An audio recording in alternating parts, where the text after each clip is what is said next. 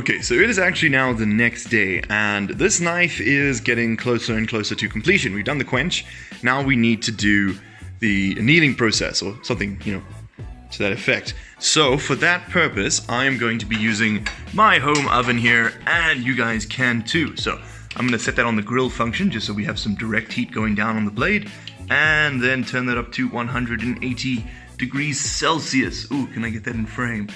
There we go, 190, just because I don't think this oven's going to keep a perfect balance. And we'll just sit that in there for 2 hours. Perfect.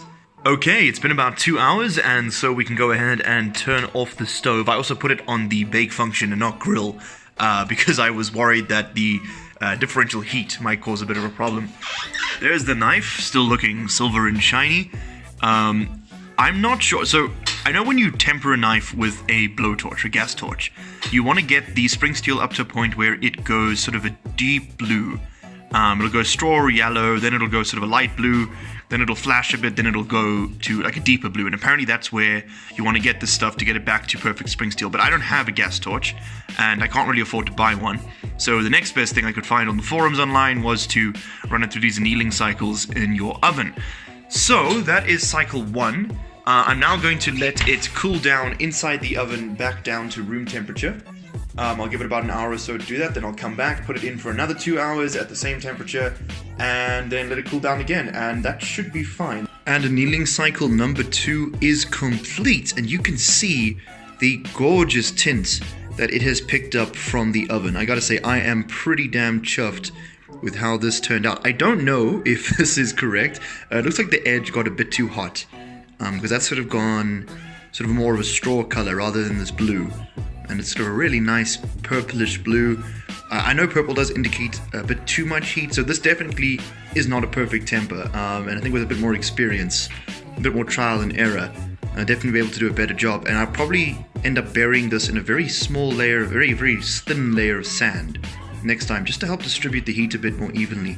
Because I'm worried that this edge picked up quite a bit more than the rest of it did, just because it is quite a bit thinner. As you can see, the blade does taper down along the one side, or along both sides rather, towards the edge. But all in all, I'm pretty happy with this. So now we need to go to Builder's Warehouse and pick up a few sanding supplies so that we can get this thing polished up, and then we'll probably try and make a sheath.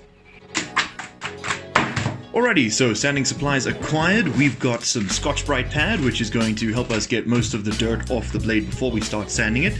We have some 220, 400, 600, and 800 grit sanding paper, all of which is waterproof, and so we'll be able to use that as a lubricant. And then last but not least, we have a very, very cheap whetstone. I think it's just a classic aluminium oxide sort of brick, really. You just throw some mineral oil or any other light oil on here. I think I'm going to use some baby oil. Not the best, but it will work. And then you can just sort of slowly scrape up your edge. And then again, there's our blade, tempered and everything, and this will be a lot more shiny, hopefully, in about 2 hours.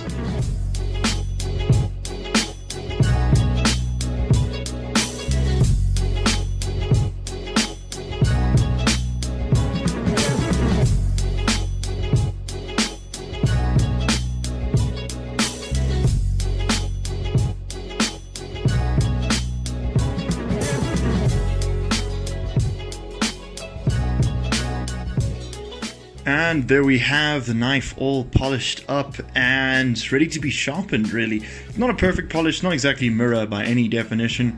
You can sort of see my face there, catching the light, but I'm pretty happy with this. I kind of like the rough look that the sort of forge etching still has on the blade, less so on this side. I think I just hammered it less. Looks pretty good though. It is shiny, that will help prevent rust, and it will also make just for a prettier knife, really. So I'm pretty happy with this. I'm going to now quickly go ahead, wash my hands, charge up my camera, and then we'll sit down and do our best to put an edge on it with this thing right here, using some of this here baby oil. I just got some standard Johnson's. This apparently works. Mineral oil is definitely the better one, and I have a very small amount, but I don't think I have enough to do this properly. The towel, by the way, was a good idea because this makes an incredible amount of mess. Most of the the black stuff you see is coming off the sandpaper. But, you know, of course, you are taking material off the actual blade, so you're going to be getting some iron filings or steel filings coming loose. You can now really see just how elongated that crack was along the tip of the blade there. And again, there is that very small one, but this camera's not going to be able to see it, I don't think. Unless I can get really close to my gross nails. Yes, there you go. You can just see very, very small fracture down there. And then this one, which just, no matter how deep I go, it keeps going. And I can catch my finger in it, which means that it is a crack. It does kind of suck. It doesn't show up on this side at all, at least.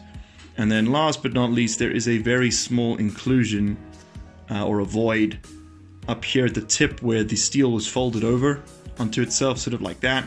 And just through grinding and sanding, that's revealed itself. But you know what? For a first attempt, all in all, I've said this 100 times now, and I'll say it 100 again.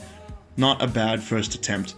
Anyway, yeah, I'm going to go ahead and clean up, get this thing ready for the sort of final step. I don't actually know how to use a whetstone properly. I've never done it in any sort of practical sense. I know the idea, I know the theory. Sort of draw the blade across it, sort of down and at the angle you want the bevel to take.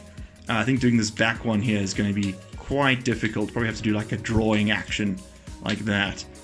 But either way, we'll give it a sharpen, see what we can do, and then take it to a piece of paper, see if we can chop it. That's apparently the test. And then I'd consider the blade itself complete. Then it's just the handle and the pouch. Both of which will probably get their own videos.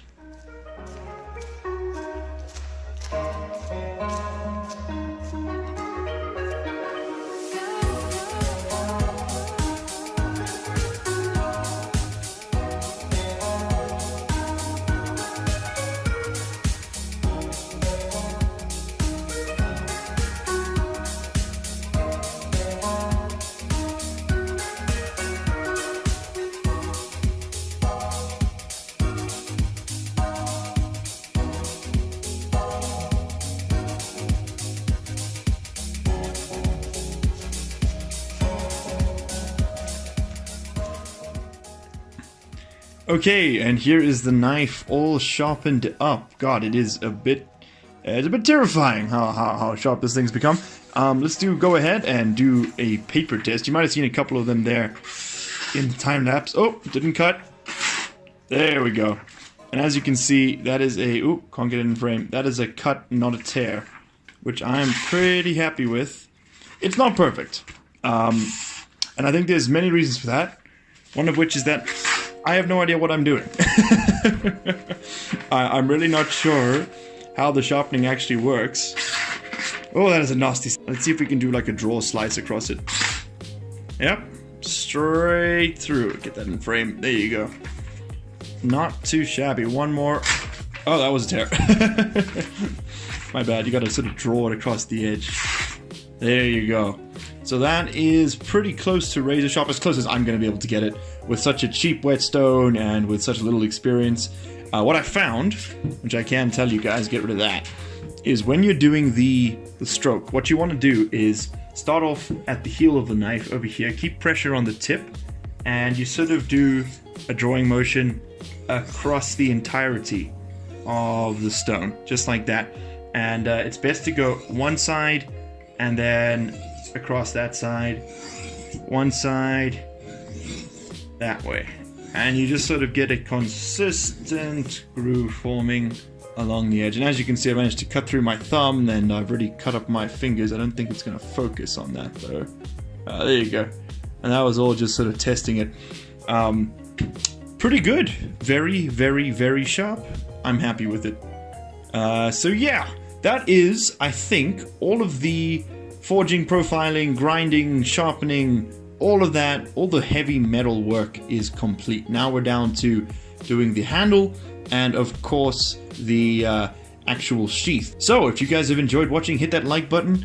If you haven't, hit that dislike button. And as always, subscribe for more. I'll see you in the next one. Cheers.